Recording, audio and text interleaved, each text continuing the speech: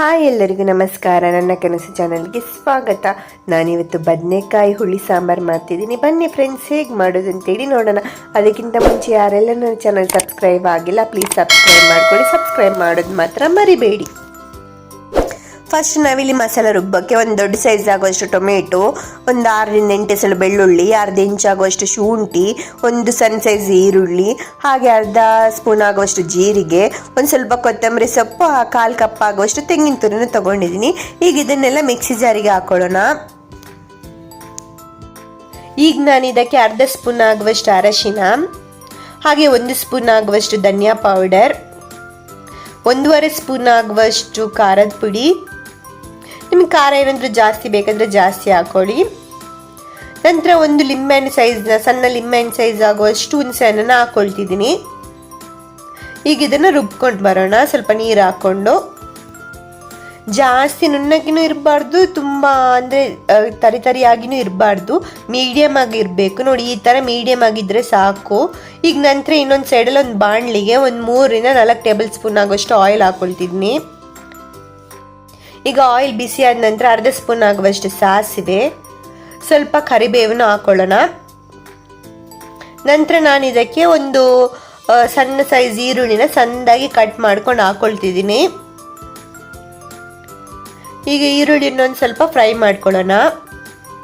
ಅಂದರೆ ಸ್ವಲ್ಪ ಒಂದು ಅರ್ಧದಷ್ಟು ಫ್ರೈ ಆದರೆ ಸಾಕು. ಈಗ ನೋಡಿ, ಇಷ್ಟು ಫ್ರೈ ಆದರೆ ಸಾಕು. ಈಗ ನಾನು ಇದಕ್ಕೆ ನೋಡಿ ಬದನೆನ ಈ ಥರ ಕಟ್ ಮಾಡ್ಕೊಂಡು ಹಾಕ್ಕೊಳ್ತಿದ್ದೀನಿ. ಈ ಥರ 2 ಭಾಗ ಮಾಡಿಕೊಂಡು ನಂತರ ನಡುವಲ್ಲಿ ಕಟ್ ಮಾಡ್ಕೊಂಡು ಹಾಕೊಳ್ಳೋಣ. ಈಗ ಬದನೆ ಹಾಕಿದ ನಂತರ ಇದಕ್ಕೆ ಸ್ವಲ್ಪ ರುಚಿಗೆ ತಕ್ಕಷ್ಟು ಉಪ್ಪು ಹಾಕ್ಕೊಳ್ತಿದ್ದೀನಿ. ಉಪ್ಪು ಹಾಕ್ಕೊಂಡು ಈಗ ಬದನೆ ಸ್ವಲ್ಪ ಫ್ರೈ ಆಗೋ ತನಕ ಬಿಡಬೇಕು ನಾವು. ಅಂದರೆ ಒಂದು 2ರಿಂದ 5 ನಿಮಿಷ ಕಾಲ ಫ್ರೈ ಆದರೆ ಸಾಕು. ಬದನೆ ಒಂದು ಆಯಿಲಲ್ಲಿ ಫ್ರೈ ಆಗುತ್ತೆ ನೋಡಿ, ಅಷ್ಟು ಚೆನ್ನಾಗಿ ಟೇಸ್ಟ್ ಕೊಡುತ್ತೆ ಈ ಬದನೆಕಾಯಿ ಹುಳಿ ಸಾಂಬಾರು. ತುಂಬಾ ರುಚಿ ಚೆನ್ನಾಗಿರುತ್ತೆ. ನೋಡಿ, ಇಷ್ಟು ಫ್ರೈ ಆದರೆ ಸಾಕು. ಈಗ ನಾವು ಇದಕ್ಕೆ ಮಸಾಲ ಆವಾಗ ರುಬ್ಕೊಂಡಿದ್ವಲ್ಲ, ಆ ಮಸಾಲನ ಆ್ಯಡ್ ಮಾಡ್ಕೊಳ್ತಿದ್ದೀನಿ. ಮಸಾಲ ಆ್ಯಡ್ ಮಾಡ್ಕೊಂಡ ನಂತರ ಜಾಸ್ತಿ ನೀರು ಹಾಕ್ಕೊಳ್ಬಾರ್ದು. ಅದೇ ಜಾರಲ್ಲಿ ಒಂದೂವರೆ ಲೋಟ ಆಗುವಷ್ಟು ನೀರು ಹಾಕ್ಕೊಂಡಿದ್ದೀನಿ.